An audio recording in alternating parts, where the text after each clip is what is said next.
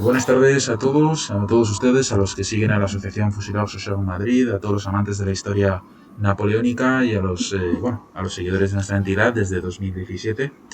Hoy estamos aquí con David Santana Cañas en nuestra casa, como se suele decir, en nuestra santa casa, en la Facultad de Geografía e Historia de la Universidad Complutense de Madrid. Y bueno, por eso me ven ustedes con la mascarilla puesta en tiempos de COVID, ¿cómo no? Y bueno, hoy vamos a hablar de Napoleón I Bonaparte y la música. Y lo vamos a hacer con un experto en la materia, en un musicólogo, en un graduado en musicología, que es David Santana Cañas, socio de nuestra asociación desde 2017. Tiene, como ya he dicho, es egresado por esta universidad, por esta casa, tiene el máster en investigación de la música española e hispanoamericana, es doctorando en musicología y bueno, tiene un gran logro que es profesor en el Departamento de Musicología de la Universidad Complutense de Madrid, con la beca FPU del Ministerio de Universidades. Así que bueno, dicho todo esto, vamos a proceder a empezar la actividad y a dar la bienvenida a David. Buenas, Jonathan, encantado de estar aquí, de tener la oportunidad de charlar un ratillo, ¿no?, sobre la influencia de Napoleón y todo lo napoleónico en la música. Pues estamos encantados de tenerte, David.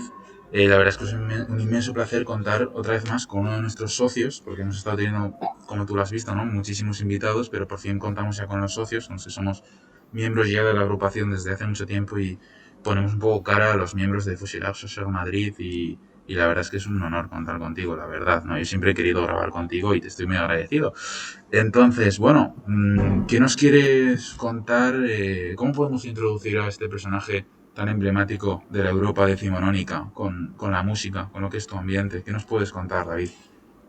Creo que no podemos hablar de música, ¿no?, y Napoleón sin mencionar en primer lugar la gran sinfonía de Beethoven dedicada a Napoleón, ¿no?, a Bonaparte, a pesar de que luego tacha el nombre, ¿no?, justo antes del momento del estreno, pero que sin duda se compone pensando en la figura del emperador, ¿no?, bueno, del futuro emperador, ¿no?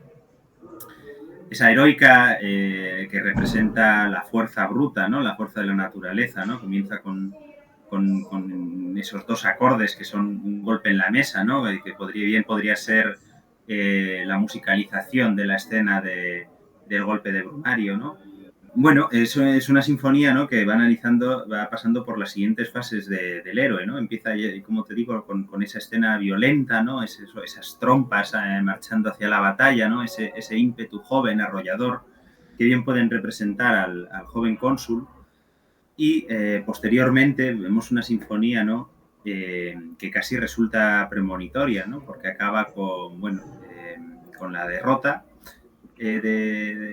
con una marcha fúnebre, ¿no?, que es Pero finalmente lo que importa, ¿no?, es que volvemos otra vez al cuarto con ese recuerdo del héroe, ¿no?, esa memoria, esa marcha triunfal, ¿no? Y yo creo que de algún modo encaja muy bien con la figura de Napoleón, de Bonaparte, ¿no? Porque Bonaparte de algún modo recoge ese espíritu del romanticismo, ¿no?, que lo vemos en la música, pero lo vemos también también en el arte, ¿no?, en la historia del arte.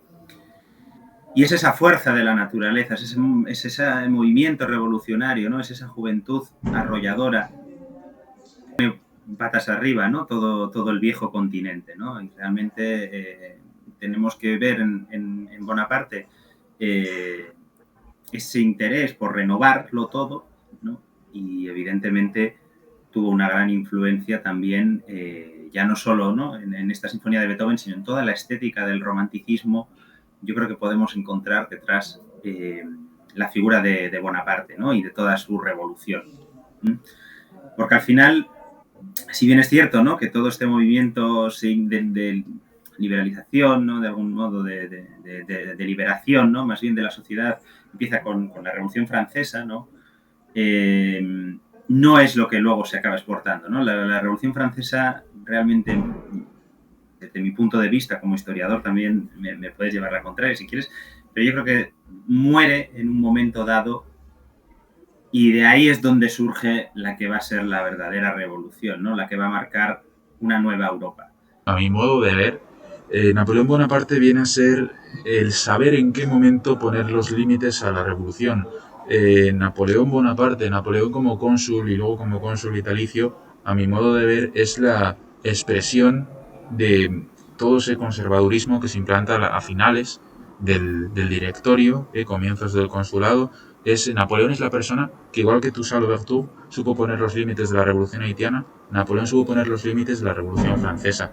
Y a raíz de eso vemos ese gobierno semi-republicano, semi-unificado en una única figura central a lo que se irá convirtiendo el futuro imperio francés, ¿no?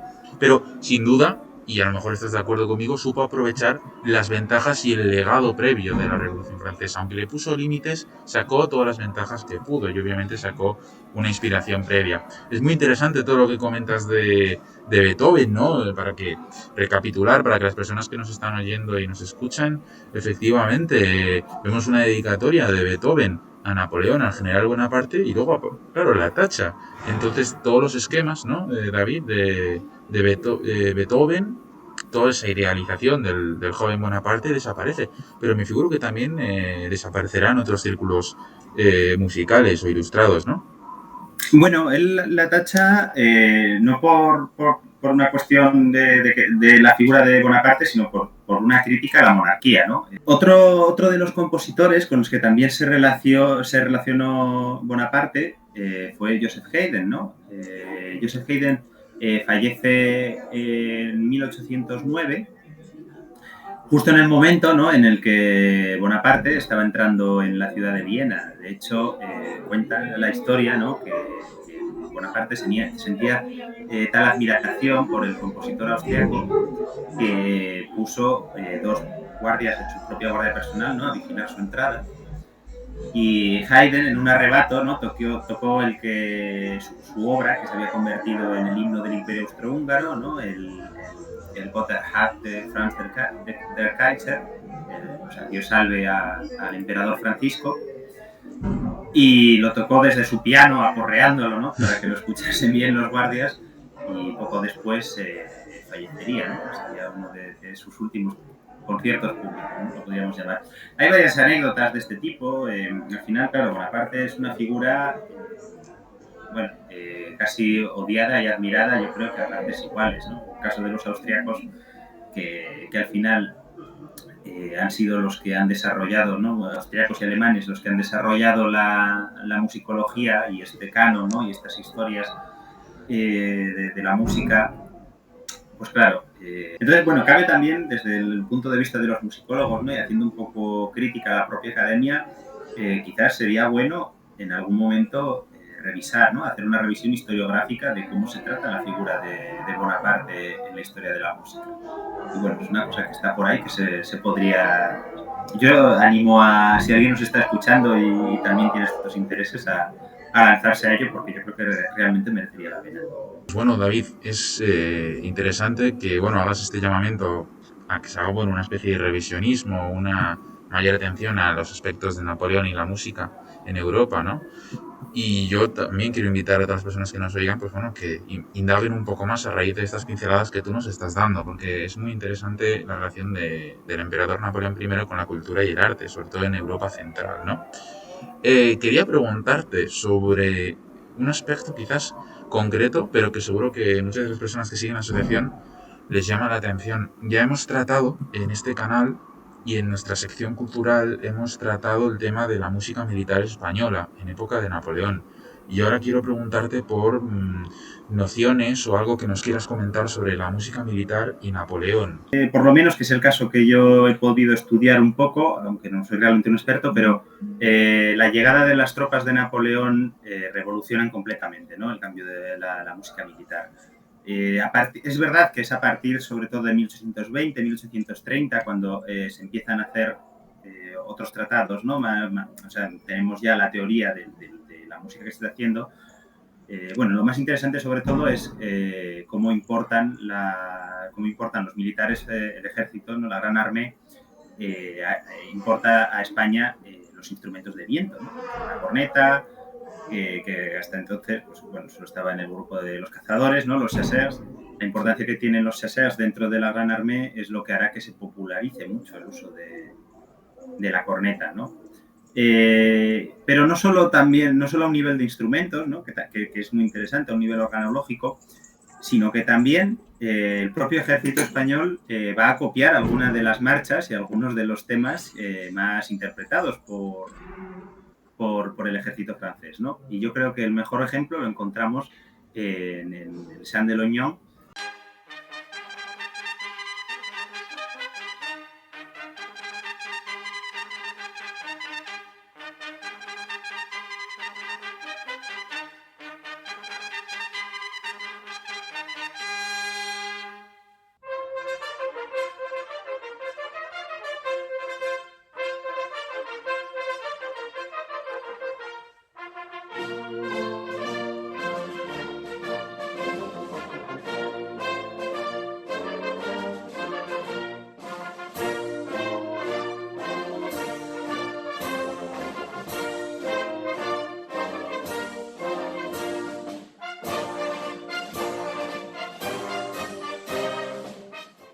Pues aquí hemos escuchado cómo claramente, ¿no? Una obra, bueno, una pieza que era tan popular entre los soldados franceses, ¿no? Como es el Chant de l'Oignon, pues podemos escuchar la misma melodía, ¿no? En una marcha militar española.